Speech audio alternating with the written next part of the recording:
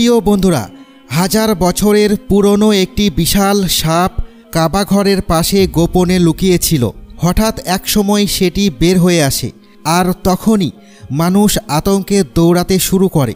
সাপটি এতটাই বিশাল ছিল যে যখন সে ফনা তুলেছিল তখন সেটির উচ্চতা একজন সাধারণ মানুষের দ্বিগুণ হয়ে গিয়েছিল। তাকে দেখে উপস্থিত সবাই হতবাক হয়ে যায়। সবচেয়ে আশ্চর্যের বিষয় হলো, এই ভয়ঙ্কর সাপটি কাউকেই কোনো ক্ষতি করেনি। আজকের ভিডিওতে আমরা এই রহস্যময় ঘটনার আসল সত্য তুলে ধরব। শুনলে আপনিও অবাক হয়ে যাবেন। তাহলে চলুন শুরু করা যাক। আসসালামু আলাইকুম প্রিয় বন্ধুরা, এটি সেই সময়কার ঘটনা যখন নবী মুহাম্মদ সাল্লাল্লাহু আলাইহি ওয়াসাল্লাম সদ্য যৌবনে পা রেখেছেন। তবে তখনও তাঁর ওপর আল্লাহর পক্ষ থেকে নবুয়তের দায়িত্ব অর্পিত হয়নি। তিনি তখন এতটাই সদাচারী ও সম্মানিত ছিলেন যে সমাজের সব শ্রেণীর মানুষ, এমনকি আবু জাহেল পর্যন্ত তাকে গভীরভাবে ভালোবাসত। সেই সময় কুরাইশ সম্প্রদায়ের মধ্যে একটি বিষয় নিয়ে বেশ উৎকণ্ঠা বিরাজ করছিল। কাবা ঘরের দেওয়ালে বসবাসকারী একটি সাপ তাদের দুশ্চিন্তার কারণ হয়ে দাঁড়িয়েছিল। কেউই তাকে হত্যা করতে পারছিল না, কারণ রাতের বেলা সাপটি কাবার পাশে অবস্থিত একটি কূপের ভেতরে থাকা স্বর্ণ মুদ্রাগুলোর পাহারাদার হিসেবে অবস্থান করত। তৎকালীন সময়ে কাবা ঘরের পাশে একটি কূপ ছিল, যেখানে কাবা জিয়ারতকারী মানুষরা নিজের মান্নত ও নাজরানা পূরণ করার উদ্দেশ্যে মূল্যবান হাদিয়া, বিশেষ করে স্বর্ণমুদ্রা ফেলতেন। আল্লাহর ঘরের প্রতি সম্মান দেখিয়ে সেখানে কেউই সাধারণ জিনিস দান করতেন না। একসময় এক ব্যক্তি সেই কূপ থেকে চুরির মাধ্যমে বিপুল পরিমাণ স্বর্ণমুদ্রা সরিয়ে নেয়। কূপ থেকে চুরি করাটা খুব একটা কঠিন ছিল না, কারণ কাবা ঘরের দেওয়াল ছিল নিচু ও দুর্বল এবং ছাদবিহীন থাকার কারণে সহজেই কেউ ভেতরে প্রবেশ করতে পারত। তাছাড়া কাবা ঘর নিচু এলাকায় অবস্থিত হওয়ায় বৃষ্টির পানি দেওয়ালগুলো আরও নরম ও জরাজীর্ণ করে তুলেছিল। তবে অনেক প্রচেষ্টায় ও বুদ্ধিমত্তার পর কুরাইশ সম্প্রদায় নবী মুহাম্মদ সাল্লাল্লাহু আলাইহি ওয়াসাল্লামের পরামর্শ অনুযায়ী এক কৌশল অবলম্বন করে সেই চোরকে আটকাতে সক্ষম হয়। শাস্তিস্বরূপ তার 2 হাত কেটে ফেলা হয়। এই ঘটনার পর কাবাঘর ও কূপের নিরাপত্তার কথা চিন্তা করে কুরাইশরা সিদ্ধান্ত নেয় যে কাবা শরীফের দুর্বল দেওয়াল ভেঙে সেখানে পাথরের শক্ত দেওয়াল নির্মাণ করা হবে এবং উপরেও একটি ছাদ তৈরি করা হবে। ঠিক এই সময় আল্লাহর ইচ্ছায় একটি অদ্ভুত ও গুরুত্বপূর্ণ ঘটনা ঘটতে শুরু করে। কাবা ঘরের পাশে যে কূপে মানুষ স্বর্ণমুদ্রা ফেলত হাদিয়া ও মান্যতস্বরূপ, সেই মুদ্রাগুলো পরবর্তীতে কাবা ঘরের সংস্কারে ব্যবহৃত হতো। তবে প্রথম চুরির ঘটনার পর আল্লাহর হুকুমে এক বিষধর নাগসাপ প্রতিদিন সন্ধ্যার পরে সেই কূপের ওপর পাহারাদার হিসেবে হাজির হতো, আর সকালে সে উঠে কাবা ঘরের দেওয়ালের উপরে উঠে গিয়ে রোদ পোহাতো। বর্ণিত আছে যে এই সাপটি মানুষকে একটুও ভয় পেত না। কাবা ঘরের দেওয়ালের উপরে বসে সে নির্বিঘ্নে আরাম করত, আর রাতে পাহারা দেওয়ার জন্য কূপের কাছে চলে যেত। কেউ যখন কূপে স্বর্ণমুদ্রা নিক্ষেপ করত সে কিছু বলতো না, কিন্তু কেউ যদি সেই কূপ থেকে মুদ্রা তুলে নেওয়ার চেষ্টা করত তখনই সে ফনা তুলে ভয়ঙ্কর রূপ ধারণ করত এবং ফোঁস ফোঁস শব্দ করে চোরদের তাড়িয়ে দিত। এই কারণেই কেউ আর কূপের ধারের কাছে ভিড়ত না। দূর থেকে মুদ্রা ছুঁড়ে ফেলে যেত, কিন্তু কাছে গিয়ে তা নেওয়ার সাহস করত না। যেহেতু এই সাপটি আল্লাহর আদেশে পাহারা দিচ্ছিল, তাই কেউই তাকে সরাতে পারছিল না। অন্যদিকে কাবা ঘরের দেওয়াল বৃষ্টির পানিতে ভেঙে পড়ার মতো অবস্থায় পৌঁছে গিয়েছিল, তাই সংস্কার কাজ শুরু করাটা জরুরি হয়ে দাঁড়ায়। কুরাইশ বংশ, যাদের দায়িত্ব ছিল কাবা ঘরের রক্ষণাবেক্ষণ, তারা বিষয়টি নিয়ে গভীরভাবে চিন্তা করতে শুরু করে। এই সময় কুরাইশদের তরুণ, বিজ্ঞ ও ন্যায়পরায়ণ একজন যুবক মুহাম্মদ সাল্লাল্লাহু আলাইহি ওয়াসাল্লামকে দায়িত্ব দেওয়া হয় যেন তিনি কাবা ঘরের নির্মাণ কাজের বিষয়ে পরামর্শ দেন। তিনি কাবা ঘরের পাশে দাঁড়িয়ে চিন্তা করছিলেন কিভাবে কাজটি শুরু করা যায়।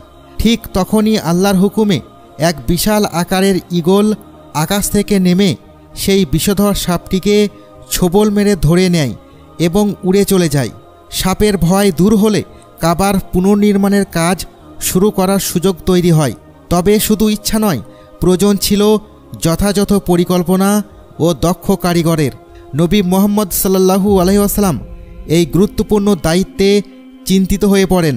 এমন সময় আল্লাহর হুকুমে ঘটে এক আশ্চর্য ঘটনা। গ্রিসের একজন বিখ্যাত রাজমিস্ত্রি ও কাঠমিস্ত্রি ছিলেন বাউকুম। তিনি একটি বিশাল প্রাসাদ নির্মাণের জন্য জাহাজে করে রোমের দিকে যাচ্ছিলেন। পথে ঝড়ের কবলে পড়ে তার জাহাজটি বিধ্বস্ত হয়ে জেদ্দার উপকূলে ভেঙে পড়ে।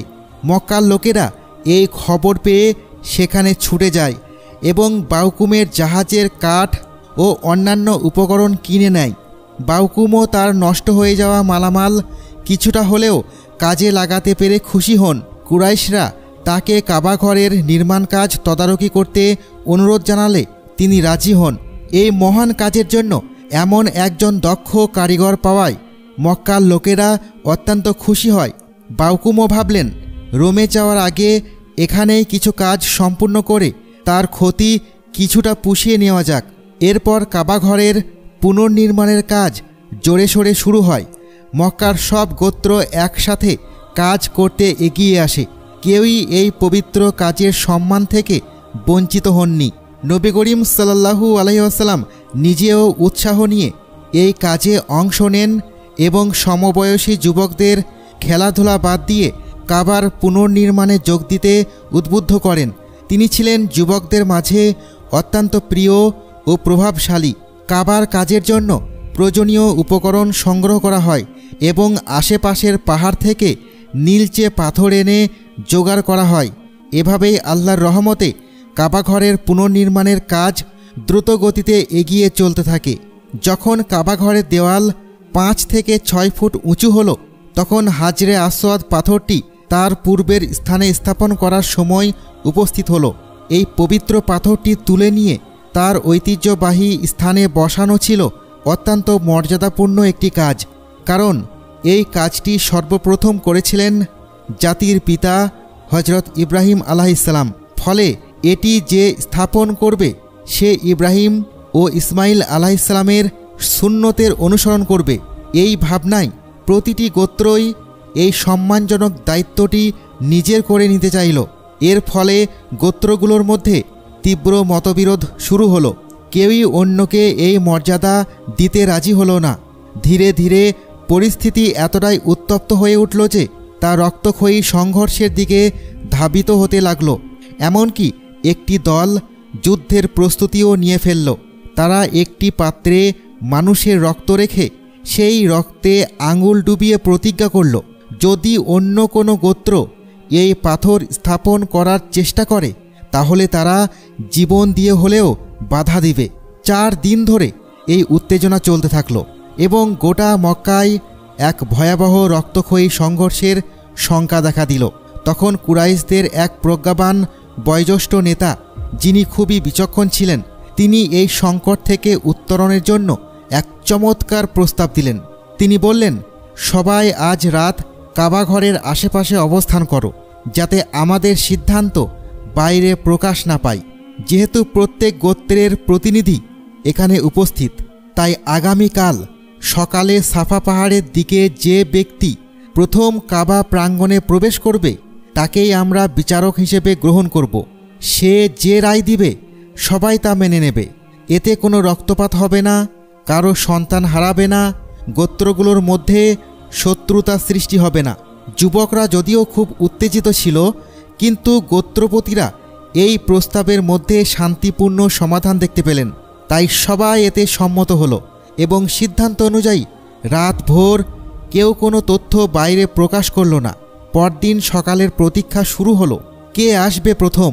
কেননা সেই ব্যক্তি হতে যাচ্ছে ইব্রাহিম আলাইহিসসালামের পর দ্বিতীয় মানুষ, যিনি হাজরে আসওয়াদের মতো মূল্যবান জান্নাতি পাথরটি কাবায় স্থাপন করবেন। আর তার এই স্থাপনের কারণে কারো মধ্যে রক্তপাত হবে না। সবাই শান্তিপূর্ণভাবে একটি সুষ্ঠু সমাধান দেখতে পাবে। আল্লাহ তাআলার অসীম দয়ায় সেই সকালে ভোরের সূর্যের আলো ছেদ করে সেই মহামানব, যাকে গোটা বিশ্বজাহানের জন্য আল্লাহর রহমত হিসেবে পাঠানো হয়েছিল, নবী মুহাম্মদুর রাসূলুল্লাহ সাল্লাল্লাহু আলাইহি ওয়াসাল্লাম সাফা পাহাড়ের দিকে এগিয়ে আসলেন। সবার নজর পড়ল উজ্জ্বল তেজদীপ্ত এক যুবকের দিকে, যার নাম মুহাম্মদ।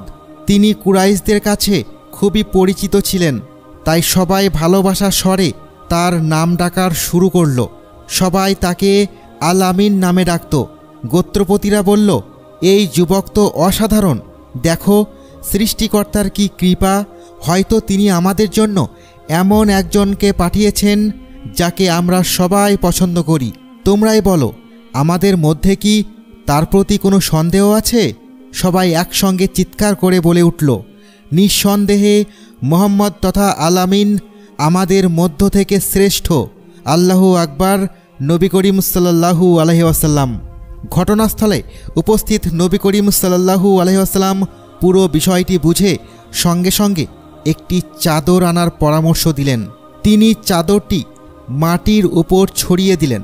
তারপর হাজরে আসওয়াদকে নিজের মোবারক হাত দিয়ে চাদরের মাঝখানে স্থাপন করলেন। এরপর প্রত্যেক গোত্রের প্রধান বা নেতাকে আহ্বান জানিয়ে বললেন, তোমরা সকলে মিলে এই চাদরের চারপাশের কিনারা ধরে পাথর সহ চাদরটিকে কাবা পর্যন্ত নিয়ে যাও। যেই গোত্রগুলো একে অপরের সঙ্গে মারামারি করছিল, তাদের চারটি প্রধান নেতাকে চাদরের চারপাশ ধরতে বলা হলো, আর নিজ হাতে হাজরে আসওয়াদকে চাদরের মাঝখানে রাখলেন। এই বুদ্ধিদীপ্ত এবং সম্মানজনক পরিকল্পনাটি সবাই পছন্দ করল। প্রত্যেক নেতা খুশি হলেন, আর যারা প্রাণপণ যুদ্ধের জন্য শপথ করছিল তাদের মুখেও হাসি ফুটল, কারণ তাদেরও একজন গোত্রপতি চাদরের একটি কোণা ধরেছিলেন। সবশেষে সবাই মিলে চাদরের চার কোণ ধরে হাজরে আসওয়াদকে তার নির্ধারিত স্থানে অর্থাৎ কাবার মধ্যে স্থাপন স্থলে পৌঁছে দিল। এরপর নবী করিম সাল্লাল্লাহু আলাইহি ওয়াসাল্লাম আল্লাহর নাম নিয়ে নিজ হাতে চাদরের মাঝখান থেকে পাথরটি তুলে নির্দিষ্ট স্থানে স্থাপন করলেন। এতে সমস্ত গোত্রের লোকেরা অত্যন্ত আনন্দিত হল মুহাম্মদ সাল্লাল্লাহু আলাইহি ওয়াসাল্লামের বিচক্ষণ সিদ্ধান্তে। তার বুদ্ধিমত্তার কাছে সবাই মুগ্ধ হল, আর এক তীব্র রক্তক্ষয়ী যুদ্ধ মুহূর্তের মধ্যে নিষ্পত্তি পেল। হে আল্লাহ, সকল মুসলমানদের মধ্যে সহনশীলতা, সহমর্মিতা এবং তেজদীপ্ত বুদ্ধির উদয় ঘটিয়ে দিন, যাতে আমরা সবাই হাতে হাত ধরে একসাথে মিলিত হতে পারি। আমিন।